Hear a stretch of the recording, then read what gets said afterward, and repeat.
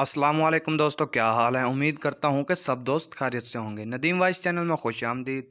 जन्नत में सब कुछ होगा मगर 6 चीज़ें ना होंगी। नंबर 1, मौत ना होगी। नंबर 2, नींद ना होगी।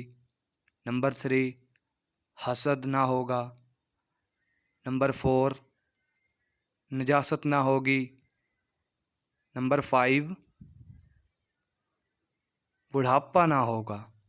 नंबर 6, दाढ़ी ना होगी बल्कि बगैर दाढ़ी के नौजवान होंगे। शेख अब्दुल कादिर जिलानी के नूरानी इरशादात। नंबर 1, मोमिन अपने अहलो अयाल को अल्लाह पर छोड़ता है और मुनाफिक ज़ारो माल पर।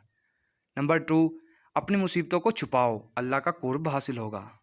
नंबर 3, बेहतरीन अमल लोगों को देना है, लोगों से लेना नहीं।